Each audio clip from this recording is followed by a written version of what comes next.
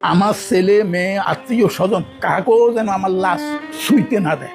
শেষ দুনিয়াতে আমার আত্মায় কষ্ট পাইবে যে কি করলাম আর কি পাইলাম। আমি মন থেকে দিল থেকে তাদেরকেও অভিশাপ দিই, আমার মতো একদিন যেন তারা এই জায়গা আসি।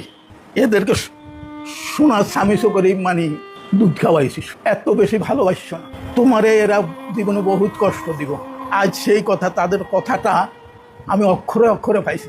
আমার ভাবিরা কইতো যখন বস্তা ভরি ভরি টাকা দিছিলাম তখন মানে সব ঠিক আছে, আচ্ছা বুঝলাম ছেলেরা হইতে পারেন, এটা মানি নিলাম, কিন্তু মেয়েরা কেমনে হয়, মেয়েরা কেমনে বাপকে এত অস্বীকার করে। মানে আমার জীবনে এই প্রথম দেখলাম আপনাদের কাছে এবং আইনের কাছে আমি একটা ডায়েরি দিয়ে যাব, এই ডায়েরিটা আপনারা থানায় পৌঁছাই দিবেন, আপনাদের দায়িত্ব, বুঝছেন। এই ডায়েরিতে আমার সব কিছু লেখা আছে, তারা আমার সাথে কি করছে।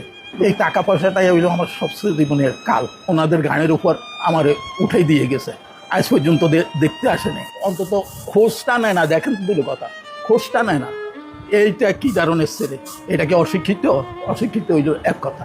আর আমার মেয়েকে অশিক্ষিত, যে মেয়েরে আমি পুতুলের মতো রাখছি, বুঝছেন। আমি কি তাদের কাছে টাকা পয়সা চাইছি? কিচ্ছু চাইনি, ভালোবাসা চাইছি। যাকে এটা আমার ভাগ্য আছে। আমার জীবনে আমি বহুত বিদেশ করছি, বহুত টাকা কামাইছি, বহুত টাকা খরচও করছি, বুঝছেন। আজ দুরবস্থায় ওনাদের ধার পানতে পড়ে আছি, ওনাদের দয়ায়। ওনারা যে এতটুকু করছে, এতটুকু করে, এটা আমার জন্য হাজারো। আমার শুধু একটাই অনুরোধ থাকবে, আপনারা এই জিনিসটা মানুষে দেখাইবেন, আমার ছবিটা দেখাইবেন, ছেলে মেয়ে যেন দেখতে পায় যে তার বাপ কী অবস্থা আছে, বুঝলেন। বিদেশে ছিলাম আমি 95 হইতে, সৌদি আরবে ছিলাম 2016 সাল পর্যন্ত, বুঝলেন। তারপরে যখন বস্তা ভরি ভরি টাকা দিছিলাম তখন মানে সব ঠিক আছে, ছেলে ঠিক আছে, মেয়ে ঠিক আছে, সব ঠিক আছে।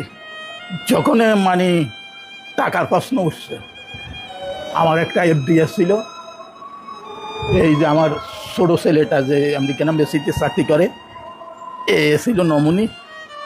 আমি তো সাদা দিলে আমার ছেলে আমার টাকা এ পাইবে না কে পাইবে, এরে করে দিছি। এ টাকাগুলো উঠেই নিয়ে যে গেছে, আজ পর্যন্ত সে আমার সাথে কোনো যোগাযোগ করে না, কোনো যোগাযোগ নাই, বুঝলেন। আমার মেয়ের ইয়েতে আমার টাকা ছিল 20 লাখ টাকা ছিল, এই টাকাটা আমাকে আর দেয়নি, বুঝছেন, আজ পর্যন্ত ফেরত দেয়নি। ওনাদের মাধ্যমে আমাকে প্রথমে মিরপুর ওনাদের যে ইয়ে আছে ওইখানে অনেক দিন আসছিলেন, তারপর হইতে এইখানে। এখন আমি আপনাদের কাছে এবং আইনের কাছে আমি একটা ডায়েরি দিয়ে যাব, এই ডায়েরিটা আপনারা থানায় পৌঁছাই দিবেন, আপনাদের দায়িত্ব, বুঝছেন। এই ডায়েরিতে আমার সব কিছু লেখা আছে, তারা আমার সাথে কি করছে।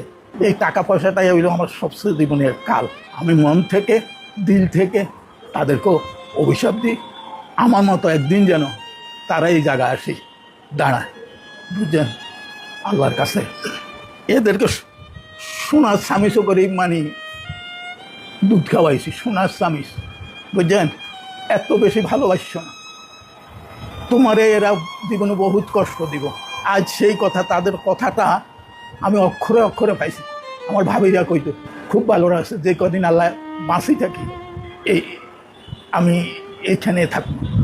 আমার ছেলে মেয়ে আত্মীয় স্বজন কাকেও যেন আমার লাশ শুইতে না দেয়, শোয়ার কারো কোনো অধিকার নেই, একমাত্র ইয়েনের মানুষেরই আছে আমার লাশ শোয়ার অধিকার।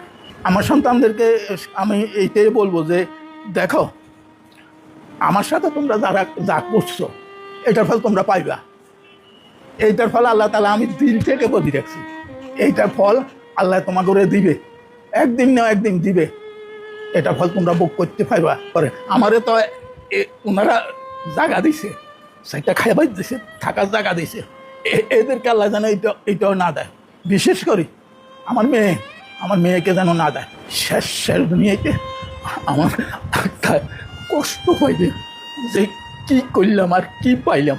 বাবা বলতো ও খোকা, যখন আমি থাকবো না